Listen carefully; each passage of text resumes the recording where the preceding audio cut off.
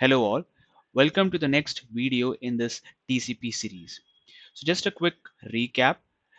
What we saw in the earlier video was about segments, and we also saw how segments give a sequence number and an acknowledgement number to each byte contained in it, right? So, and we also saw an example of a data transfer of 5000 bytes and how each bytes in different ranges of segments are given sequence numbers and how acknowledgement numbers are given to each of these. Again, a sequence number is always given to a byte and an acknowledgement number is also given to a byte or a data, right? Keeping these things in mind, let's jump to the discussion on three-way handshake. To understand the three-way handshake, let us understand it with a real-time analogy. So in computer networks or people who have studied CCNA or CCNP or any other certifications or have been learning networking technologies, they would have come across two main characters. One is Alice, the other character is Bob.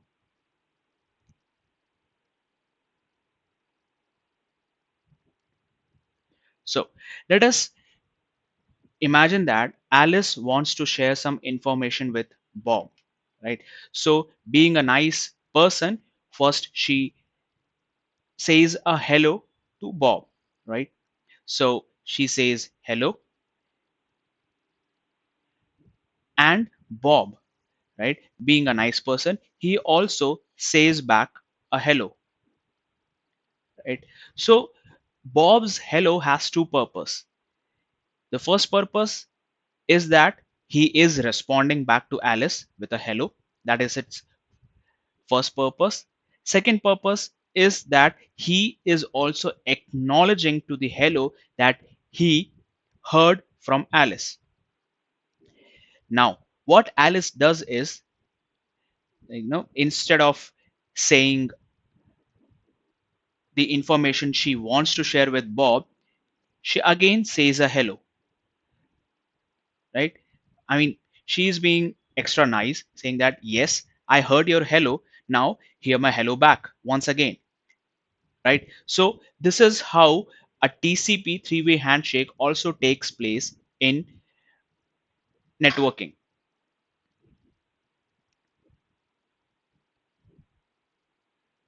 But in computer networks, a TCP handshake is not a simple hello between two devices. It has a lot of other stuffs going behind. So let us start there.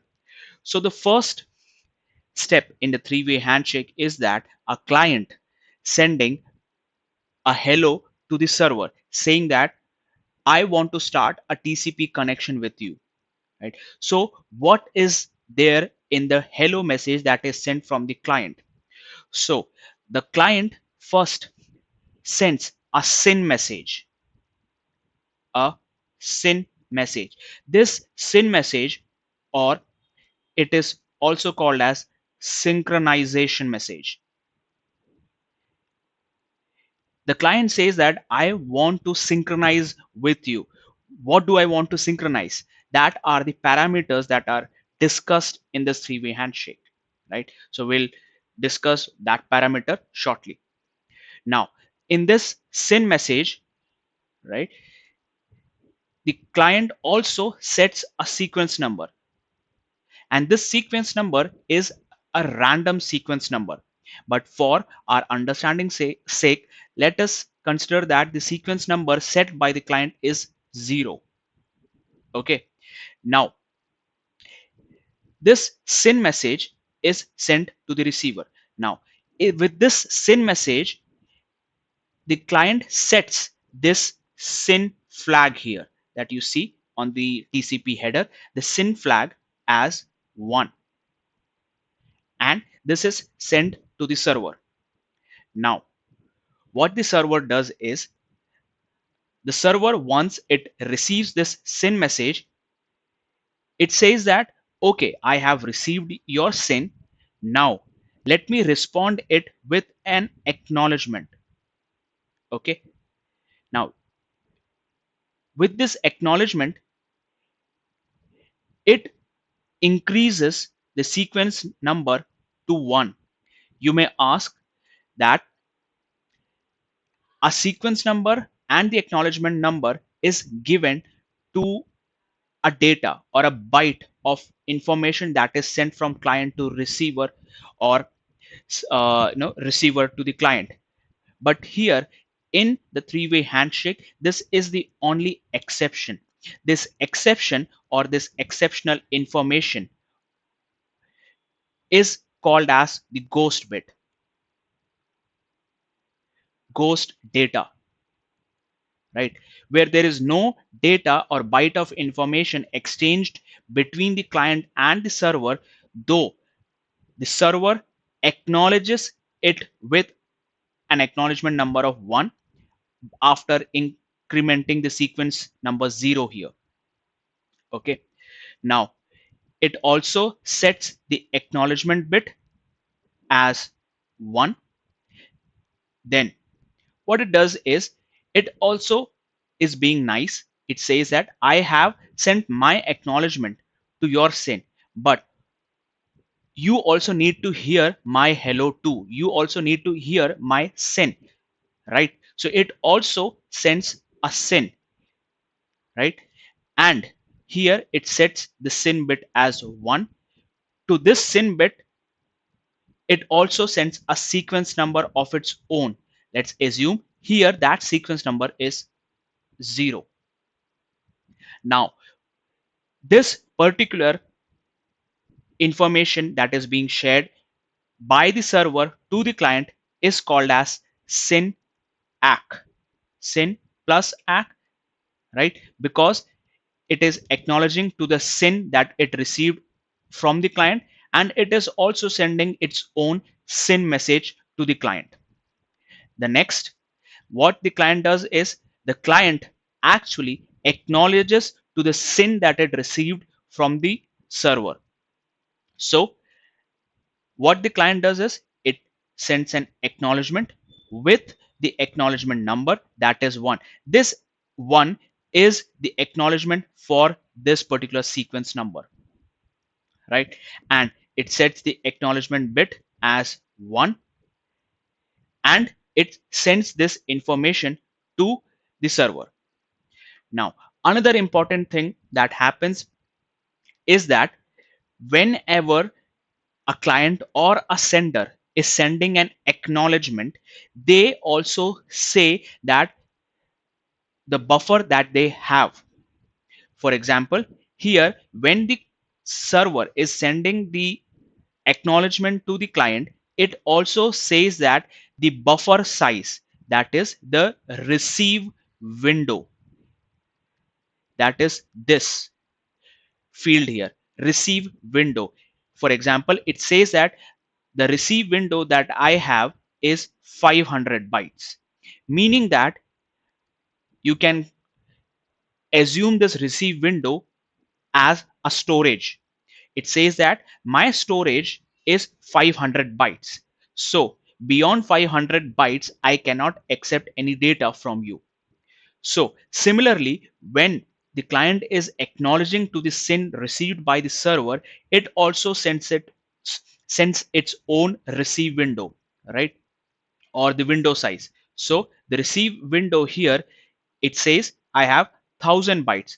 It is not necessary that the client and the server should have the same receive window size or the buffer size, right? So let us quickly go back to the buffer concept that we saw in a couple of older videos, right? So imagine the buffer as this circular chambers that you see here, right? So as for example, in our three-way handshake example, we assume that the sender's buffer size is 1000 and the receiver's buffer size is 500, right? So as these chambers starts to fill, right, the buffer size or the storage size of the sender and the receiver will decrease. So as a data is received from the sender to the receiver, the receiver's buffer size decreases. So let's assume that a data of 20 bytes is sent from the sender to the receiver. Now, what the receiver does is it says that, hi sender, I only have 480 bytes of data left with me, or 480 bytes of receive window left with me. This same concept applies this same concept applies to the sender also. Now let's imagine that the receiver sends a data of 20 bytes, right? Now the sender will say that, hey receiver, now I only have 980 bytes of storage with me. This is what the receive window concept is about. So in the TCP header, the window size tells the client or the server the amount of buffer that is left with them, so that the other party knows how much amount of data they can keep on sending. So quickly understanding the three-way handshake again. The first message that is sent by the client to the server is the send message. In this send message, it is saying that I am trying to synchronize with you, and it also sets the send bit as 1. It takes a sequence number. This is a very random sequence number, but for our understanding, we have taken it as 0. It sets the sequence number and it sends this send message to the server. The server, upon receiving this send, it first acknowledges it with an acknowledgement number by incrementing the sequence number by 1. So here the acknowledgement number is 1. It sets the acknowledgement bit as 1. Then it also sends its own send message. Here it creates its own sequence number and set the send bit as 1. And also in the acknowledgement, it sends its buffer size or window size, which we call it as receive window size. Now, after receiving the SYN ACK message from the server, this client, it acknowledges the SYN that it received from the server with an acknowledgement number by incrementing the sequence number by 1. And it also sets the acknowledgement bit to 1, and it also sends its own receive window size. So this is what a three-way handshake looks like. So let us see this TCP handshake in real time using Wireshark. So I already have a sample Wireshark um, three-way handshake here with me, but let us see in real time. So let me start a capture. Um,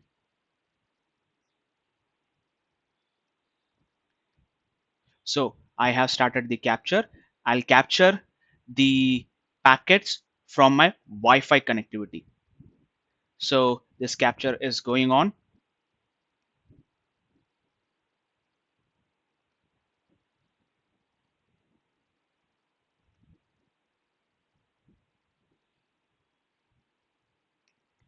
Let me open a command window and SSH, sorry, www.google.com on port number 80. And if I press enter and close the window, Stop the capture. TCP dot port equals 80. Um,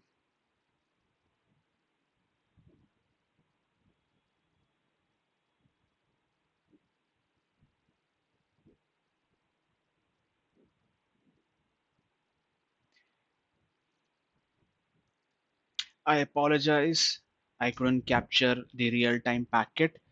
So I have a sample three-way handshake PCAP that I downloaded from Wireshark's official site. So let us see the three-way handshake in this capture. So the first message that is sent from the source to the destination is a SYN message, right? Now, let us see what are the information seen in the SYN message. So we have a port number, which, as I had mentioned, it was a random port number that is generated. We have a destination port of port 80, right? We have a sequence number. This sequence number that you see here is created by the Wireshark itself. The Wireshark actually helps us to understand or simplify the information that is presented the actual by the actual communication between a client and the server. The original or the or yeah the original sequence number that it generated was this. So it is difficult for us to understand or to even grasp this particular sequence number, and hence Wireshark makes it easier for us by denoting the sequence number as 0, or it calls it a relative sequence number, right? Now it sends a SYN message with a sequence number that is 0, or it sends a SYN message with a sequence number of 0. Let us note that down. So sequence number is 0, right? Now the header length, you can see it's 40 bytes. Now you can also see that it has set the flag, the SYN flag, or the SYN bit as 1, right? So it has set the SYN bit as 1, right? Now it also sends this message to the client, sorry, to the server. So from the client to the server, this information is sent. Now let us see what the server replies. The server, now it has replied with its own acknowledgement number, right? This acknowledgement number is the acknowledgement number for the SYN that it received. Now, if you see, it also is sending its own SYN message with a sequence number of 0. So, in the flags, you will see two flags being set. One will be the acknowledgement bit. As you can see here, this acknowledgement bit is set. Another bit that is set is the SYN. So the message that is sent from the um, server to the client, it is SYN plus ACK, and hence the name SYNAC, right? Now if you can also see, it is also sending its own window size, right? Window size. Now this message is received on the client. Now what the client does, it acknowledges,